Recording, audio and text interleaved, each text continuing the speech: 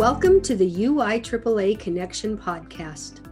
Hometown Ticketing is proud to be the exclusive sponsor of the UIAAA Connection podcast and to provide schools nationwide with the best options for digital ticketing for their events.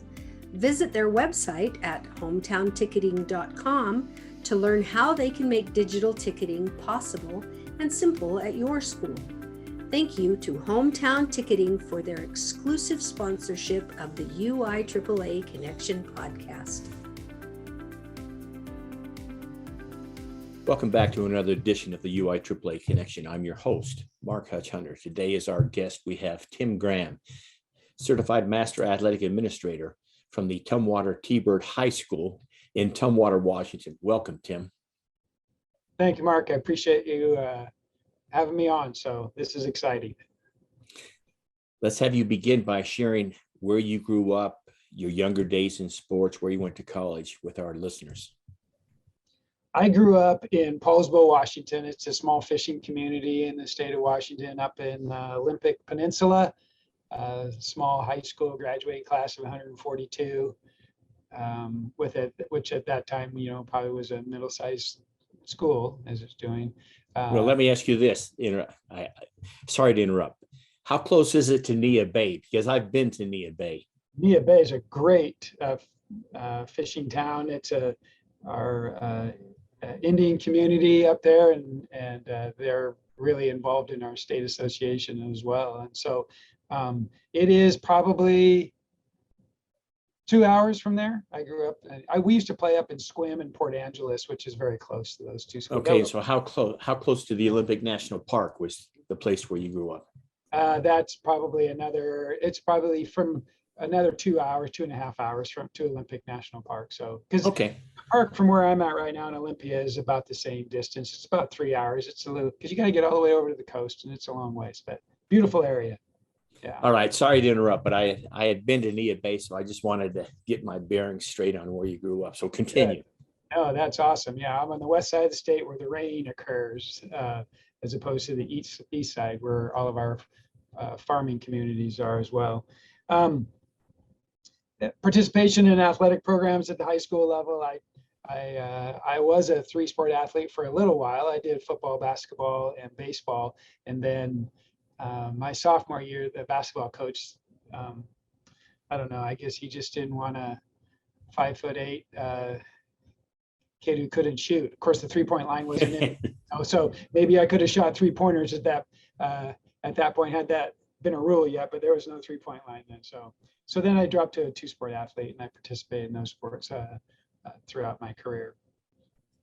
College-wise, I went down to Southern Oregon. It was Southern Oregon State College in Ashland, Oregon, and it is now a university. It was a great move for me doing that because that's where I met my wife. She was a Southern Oregon girl, so I ended up meeting her as we were going through there, and then I finished out Southern Oregon State College. Perfect. So you graduate from college. Your first job is where? So I did my student teaching at the same high school that my wife went to, and get a position there, and then a year later get RIFT, reduction in force. So moved to Eagle Point High School in Eagle Point, Oregon. Great wrestling community, and end up becoming a math teacher at a middle school for 2 years. And that in and of itself is your one-way ticket to heaven. Oh gosh, yeah. I mean, I always tell people I would akin that to, I read this on a sign as being a middle school teacher is like getting pecked to death by chickens. So it's great relational building, but they need something from you all the time. Well, I understand because I student taught in a middle school, and after my 10 weeks of student teaching in middle school, I went home to Deb and I said, yeah, I'm teaching in a high school. I'm not doing middle school. So I digress. Continue. That gets a little difficult. Yeah. And that's kind of where I started doing, a lot of the coaching. I really wanted to coach at the high school level, but I did a lot of that at middle level too. So I coached football, girls basketball, wrestling, at the middle school, and then I coached baseball at the high school. And then eventually, after 2 years, I moved to Eagle Point High School, where I was a math teacher. And then I did coach football and wrestling and baseball. So 3 sports there. I was at Eagle Point for, I think it's been 5 years. And in 1993, we had a little baby girl, and wanted to move closer to where my parents were and grandparents. So that's where I ended up in Tumwater in 1993. And that's where I've been the whole time. And so you began coaching there, or were you the AD as you were coaching there? At Tumwater, I coached 3 sports. I was a football coach, a wrestling coach, and the head baseball coach here at Tumwater High School. And I did that until 1999. And then 1999, the athletic director's position came open. And you know what, to be honest with you, Mark, I was worried that somebody, that was my age would jump into it and then want to do it for 25 or 30 years like I am doing, and then I would never get my chance, and I didn't really want to leave Tumwater. So I thought, although I was not done coaching, really enjoyed it, was having a great time, I felt that I could influence, have the same philosophy that I was having in the programs I was coaching for all of the programs, and give the same benefit to everybody. So I felt that this time to be able to do that and push forward those philosophies and influence, that I probably should go after that position. So that I was hired as athletic director in 1999. And then I've been doing that ever since.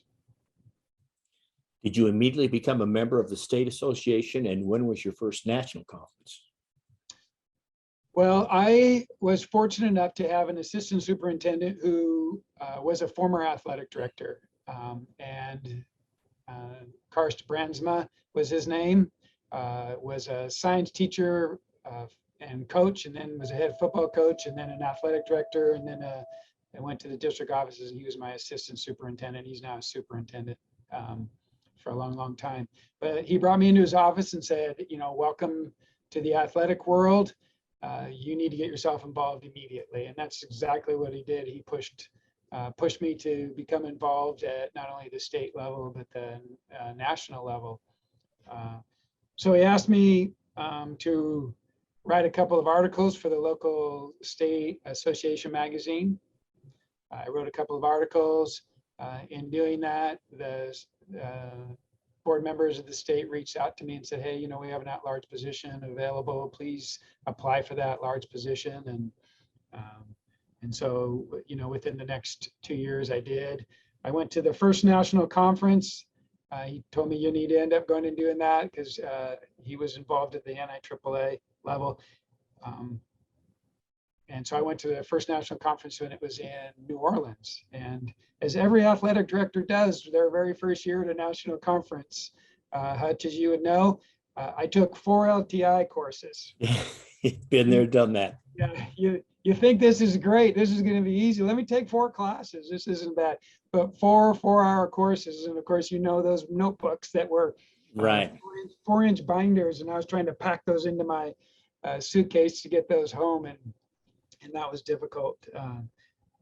But it was great. And then I got back in the next year. He said, so how are you going to be involved at the national level? And I said, I don't know. I can be a member of a committee. And he was on the publications committee. So he called the chair of that committee and said, what do I need to do to get doing it? So I applied, and the next year in San Diego, I was a member of the NIAAA publications committee, and stayed with that for a long time. I was a member there, and then I became a vice chair.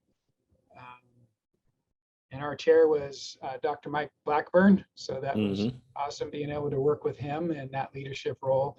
And then when he moved to be our assistant executive director, then I was elevated to the chair of the publications committee, and I stayed there. So I was on that committee for 12 years, and it was an amazing committee at the NIAAA level. So much stuff is going on, and at the publications, you're getting all of the new information and articles, and you're getting to read that. So you feel like you're getting firsthand knowledge before anybody else is getting it, and you're reviewing it and looking through it and wordsmithing it, but you get that knowledge. So it was very rewarding for me to work with all of those people who are on that committee, but it was also beneficial for me to get that information. I've got some follow-up questions with that, Okay. but before I get there, I wanted to ask you about, you mentioned a few of them already, but some of the mentors maybe you've had in your life as an AD or even when you were younger as a player. Yeah, you think back and your coaches are obviously big influential in your life, and they're pushing you to do things. And I think the majority of the mentors that I've had have been what I would consider to be advocates and promoters of me professionally. And so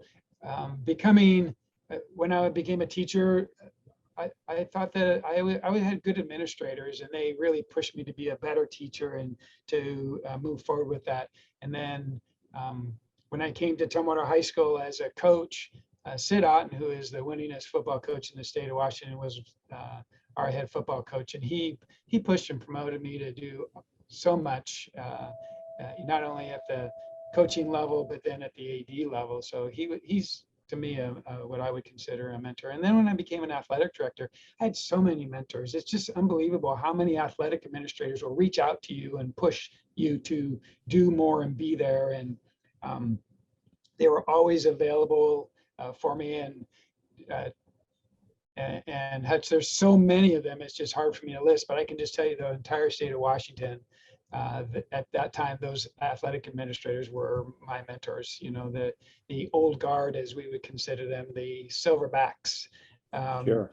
that would be there to help you there. And they're always there. You know, Jim Piccolo was just honored in the National Hall of Fame, and he was a Washingtonian and pushed me to be more involved, and was a good mentor for that, as well as others that were there. And then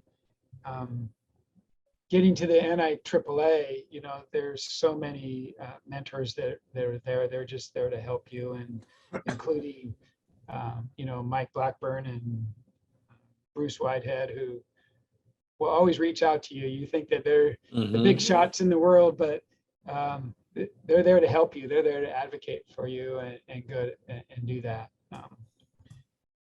But then I get mentorship from the colleagues that I'm around. Not only the Washington State athletic directors are there, but the NIAAA, people like you, Hutch, we've been friends for a long time, and that's what I would still consider you as a mentor of mine, as well as all of the other folks that we work through in the committees and the other things. Is you just learn from each other, and you push each other and support each other, and you're there for each other. And so it's a tremendous profession, athletic administration, and I would encourage others to be a part of it, because it really is a great community.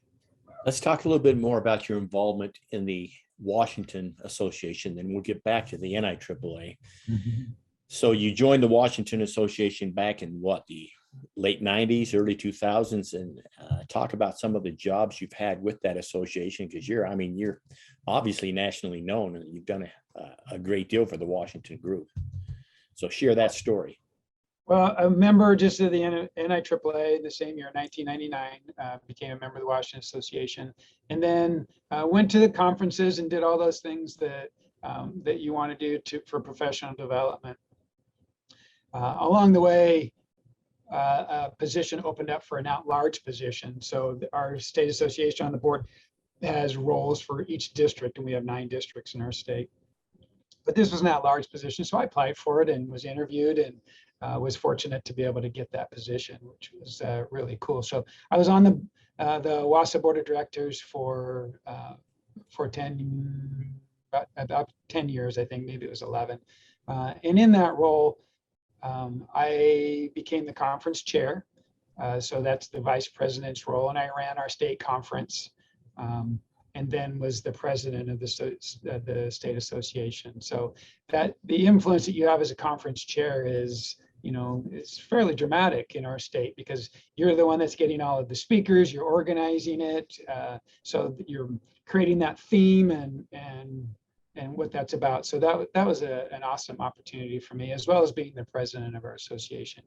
Within that time frame, I felt that it was really important for us to have an executive director. And at the time, I think there was less than 30 states that had an executive director. So I did my due diligence and I called Jerry McGee and said, hey, that's a little connection that I had at the national level. Mm-hmm. And said, how would you begin this and state it? So, you know how he is, and he connected me with 10 other executive directors. And what does all that look like?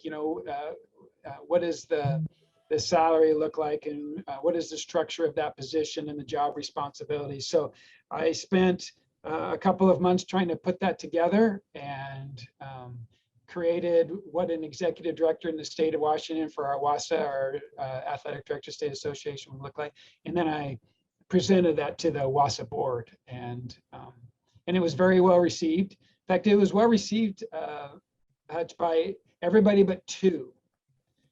Two of our athletic directors there felt that it was a grassroots organization and they didn't want an executive director. It should just be run by our board. And fortunate for me that it did get pushed through and it went through. And we hired our first executive director through an interview process of what I was involved in. And that's Dave Ticker, who's still our executive director right now. And you know what, Hutch? One of those two people who said we don't need an executive director, one of those was Dave Ticker.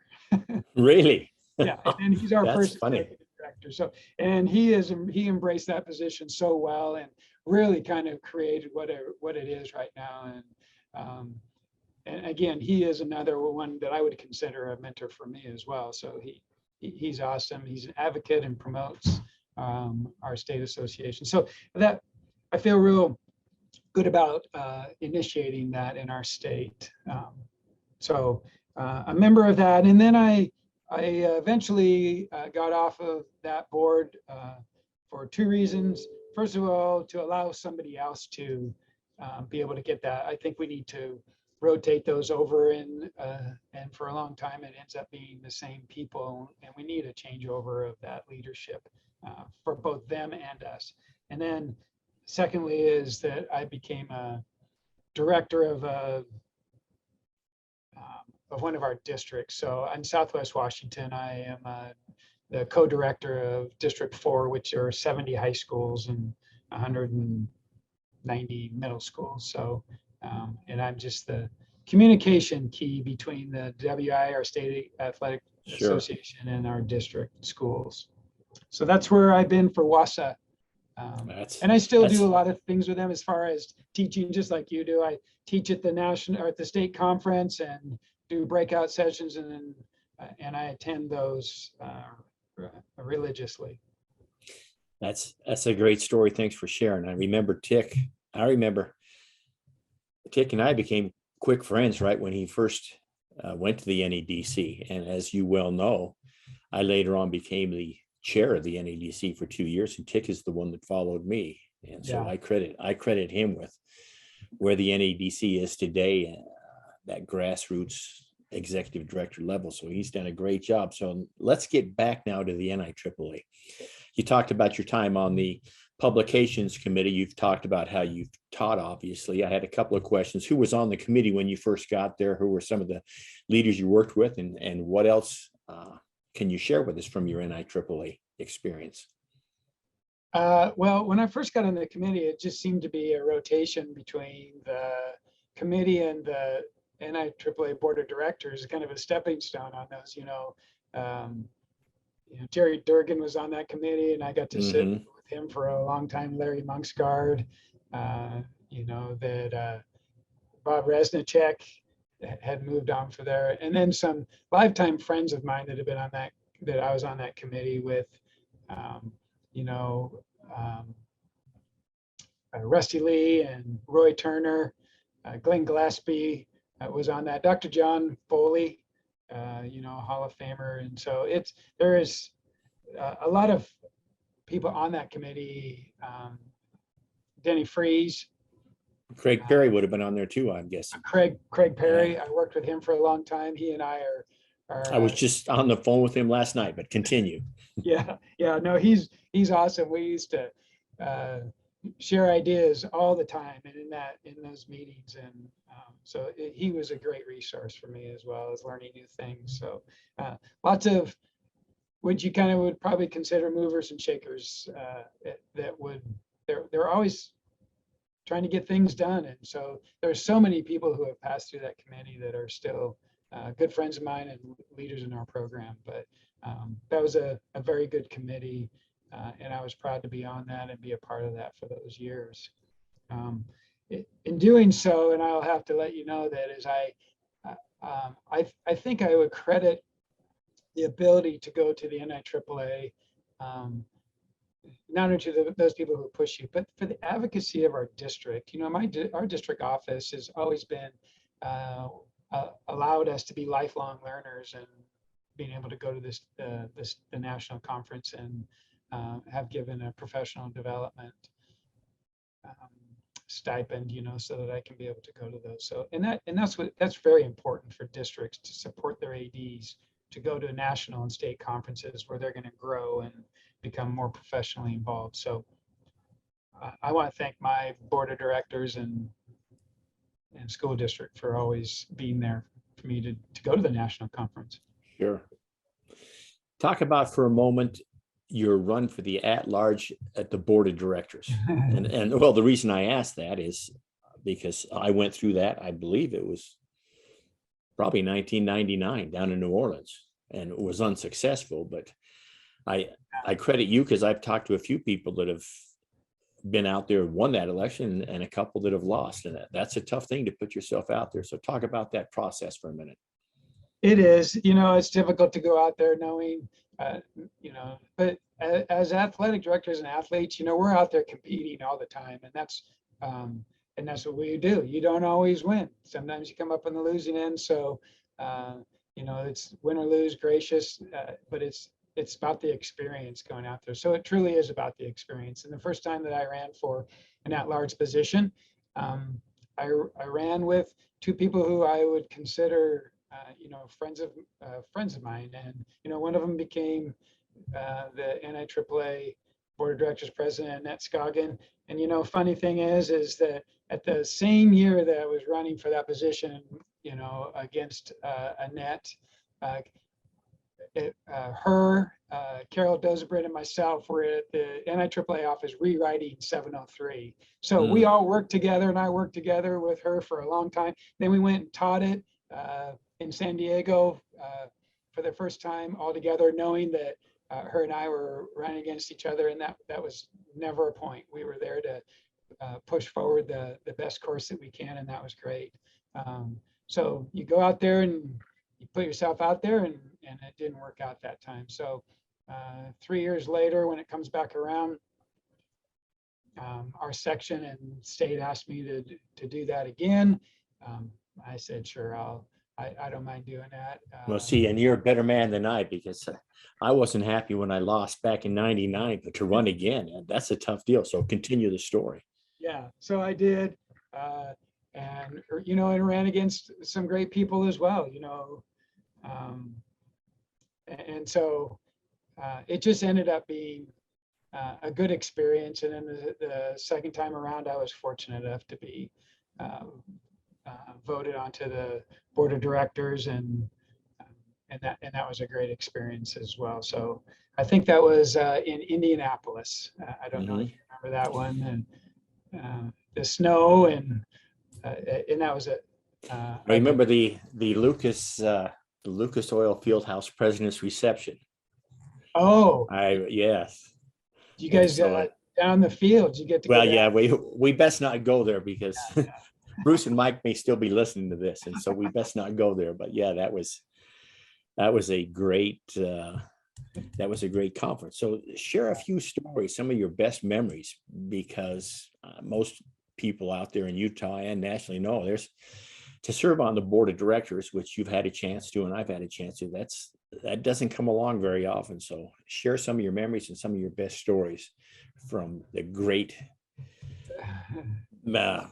the great collegiality you had with those people on the board. Yeah, and that's, I came in with the Fab Four, with Gene and Trish and Ken, that we, kind of, you just bond together. That's the group. Right when I was leaving, I remember it well. Just as you were leaving, so the four of us get onto that board, and you're just the newbies jumping in, and it's just amazing what kind of work gets done. And you think that, oh gosh, we got 3 days to be able to do all this stuff, and this is going to be easy and relaxing and doing it. And it really isn't. It's crammed full every single second. You're pushed onto different committees, whether that be marketing or finance or education, and so you're just trying to continue to push forward for the membership, all the great things that we're doing. So there is a lot of work that goes into it, and then the camaraderie of all those the people that are in there, again, are still good friends of mine. That we just have a good family and a good community that we're a part of, Hutch, and I think that that too, having been on that board, and yes, and knowing that. So and then each one of them there are always pushing you to be your very best at those times, and so that's good. Some of the best memories that there is, we went to, is kind of the excursions on the downtime, in the evenings when you're not doing anything, and you get to join up and kind of just hang with each other and talk about your families and life in general, and as well as the athletic programs back at your school. And everybody's there, always offer help and see what you're doing. But it was just a really a fun experience, and a great to be part of. And you still got those group text messages with that board that I was on, and fortunate to have Phil Risen as a president at one time when I was on the board, and now he's part of our executive staff, and still doing great things. So good times, fun times. I think that there are very few bad times. I do remember a February meeting that we would stay at the Sheraton across the way, and then we would walk over to the office, and I had my bag and a cup of coffee, and I was walking across that frozen parking lot. The tundra as you go through. And by the time I got to the office, the bottom of my cup of coffee was frozen. And wow. So, but it's still a good time, and I don't know, it's a moment in your life that you never forget. I just had a thought come to mind, so let me quickly get in this question. You and I had the chance, along with Don Bells before you, but I can remember, this just popped into my head, this at least one of the conferences that was not an NIAAA conference, when we were on the NASB board. Yeah. And I can remember being in Tampa, and I remember actually, I guess the question comes from the fact that the QPA, the 799, got the idea from Don Bells and I, and then was developed when you were there also, from a program there. But I can remember being in Tampa, and I can remember that we didn't have a hotel room, as I remember right. And I remember our discussion at the desk, but I just thought maybe you could talk a little bit about where that 799 came from, because you were part of that process, and it was really separate from the NIAAA that then came into the NIAAA. Within NASB, they had a sports and activities end of it. And so for coaches, and so I was on the NASB board of directors for a couple of years, as well as their sport coordinator and as an athletic administrator. And within that, I know that you and Donna had started that program, the 799, and it was along the way. They have a STARS program for right. PE instructors and classes, and so you could get a STARS. Well, they wanted to have the same thing for athletic programs, so they developed those in the 7 categories and everything that was done there. And then it kind of hit a standstill for a little bit. And so it was suggested that we bring in the NIAAA and say, hey, let's work together with the National Athletic Directors Association and NASB and put those two together. And so Dr. John Olson got involved. Dr. John, sure. Some others. And so eventually NASB just said, hey, this is a great program, but I don't think that we can take it all on and deal with it. So we would like to know if you want to run with it, and then you can just keep it. And so, of course, we did. I think we met in Indianapolis, and you and myself and Dr. John. I think Craig Perry was there. There was a few of us that started the 799 portion. Right. Yeah, my memory is it was 10 below, and we went to eat at PF Chang's. Yeah, it was freezing outside, and we finally got to dinner, but that's a different story. So I just thanks for sharing that, and thanks for your work with that, because obviously the QPA continues to grow. Share some of your thoughts now about our recent national conference in Denver, and how great it was to see each other, because we all felt that way after having 2 years off, because it was great to have a virtual conference, but obviously it's not the same as being there in person. So share some memories from Denver with us. Okay, well, let me go back quickly that you mentioned the Tampa. The Tampa conference for NASB, or it's now Shape. Yeah, Shape. Yeah, it is we're doing. So when I was at that very same conference, I sat with the president of NASB, who was a professor at Central Washington University. And at that point, he said, we think that we would like to start an athletic administrators master's program.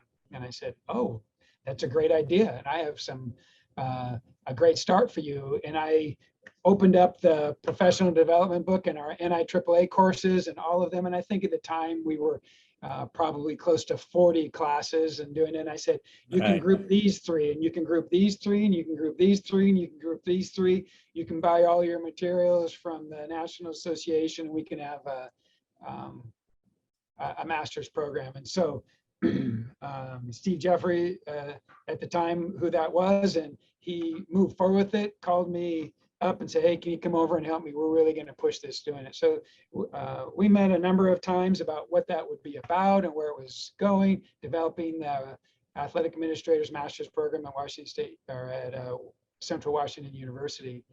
And then I was fortunate enough he said, well, we're going to hire a professor for this. Would you like to be on that interview committee? And I said, great, I love that. So I was on that committee, hired a professor to be able to do that. And then that professor said, hey, I want you to teach some of these classes. So I taught at Central Washington University for 7 years after that in athletic administration. So that was an awesome place. But that was all based upon being involved in an association. So getting you involved in your profession and those kinds of things come back to you. So great story. Thanks for sharing. Yeah.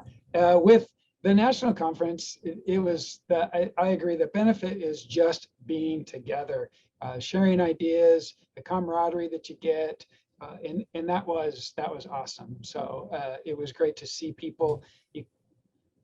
You really truly are a family, and so you haven't seen your family members in 1.5 years live and in person. Zoom is great, and we can do all those things, but to be able to sit down and have a conversation with somebody, that is good. And then the professional development that happens at that conference is just absolutely amazing. All the breakout sessions, and I try to go to as many as I possibly can and listen to other ADs around the country, sharing their positive programs and things that are happening in their programs, so that you can take those back to your schoolhouse and just regenerate whatever they had shown you, as well as the LTI. That's where you're going to see the majority of the LTI courses. And I was teaching a couple of those, and it was great. It was just really important to be there. I did a icebreaker in our 503, and I asked to introduce themselves to their table. We were in rounds. And then I also want you to say, what has been the biggest challenge for you during COVID? And a lot of the group in there, quite a few of them actually made a statement that said, I feel isolated and alone in my profession during this time. And I'm going, I hope for the next 4 hours, we can remedy that and make it better for you. And we got that response at the end as they came back to our teaching group and just said, thank you. I feel rejuvenated. And I do not feel isolated anymore. I feel like I have people I can reflect with and can help me. So those are good things to be about the conference, and good conference. Excellent. Yeah. Yes, thanks for sharing that. Share with our audience, what's the favorite part of your job? Well, my favorite part of the job is the kids. I mean, that connection is just amazing. And so being involved with them and watching them compete and perform, it's awesome. So that's the favorite part of my job is I like watching our kids participate. And I think that always will be. So those positive relationships that you're building. Share with our audience, Tim, if you could have 2 suggestions for a new athletic administrator that they would absolutely have to follow, do these 2 things in order to be a success as an athletic administrator, what would those 2 things be? I think the number one thing that you need to do to be a successful athletic administrator is get yourself involved in your profession. Make sure you're involved with your local association, your athletic directors in your league, and that you're involved with them. You're involved at your state association, and then get yourself involved at the national association as well. You don't have to go to a conference every year, but if you're involved with it, it just seems to excite you and keep your passion for the work that you're doing for the kids back in your school, because that's what you're always learning and doing. And when you do that, I think you create or collect mentors to help you, people who are advocate for you. So get yourself involved and get that mentor to do it. You need to have somebody that you could call every single day. Every single day. I have had, we're on this phone, I've had 3 phone calls from athletic directors right now in our league, and we're just talking. We're trying to figure out, hey, what are you doing on this one? Here's what this is going on. And so that constant communication will really help you. So get yourself involved and get a mentor. And then I think the other thing is establish an educationally sound philosophy early on, and say, this is what I'm going with and this is what I'm sticking with. And so, and then just continue to promote that, if it's character education, whatever that is. And I think that will help you ease all the questions and concerns and calls that you would get towards the back end if you're not that way. But take that piece and organize it, whatever method that is, make it work for you. So, but you need an educationally sound philosophy when you come into this, and then people buy into your programs. And I remember the first couple of years, I got a lot of phone calls, or I don't know if I got a lot of emails, because we really didn't have an email system at the time. So it was more phone calls and letters written. But if you establish those 2 things, I think that your job will be easier, and it really truly is a great profession to be in. And I would push and advocate for anybody who had a passion for it to be a part of it. Thank you. Let's finish up with this question. What question should I have asked you that I failed to ask you? Could you have asked me? I think that we, are having a good conversation. I think that I think that this is what we need to make sure that we're doing within our profession all the time, is joining up together. And I get to see you, although it's not in person, you and I have been friends for 20 years, and I understand, that, but I don't think that I don't think there was a question that you needed to ask. I think just having conversations with people and being curious about where they're at and what they're doing, and sharing that, I think, is really important. So I appreciate you reaching out and calling, and so that we can just talk. Well, I appreciate you've got a great story, and it's a great story for those in Utah and across our nation about how you just got your foot in the door and then just start working at it. And I think that's a great message for every AD across the nation that may be listening to this. So thank you again. That wraps it up for this edition of the UIAAA Connection. Once again, our guest has been Tim Graham, CMAA, Athletic Director at Tumwater High School. Thanks for being here today, Tim. Thanks, Hutch. I appreciate it. Have a good day. Thanks for our listeners. We hope you tune in again next week for another edition of the UIAAA Connection.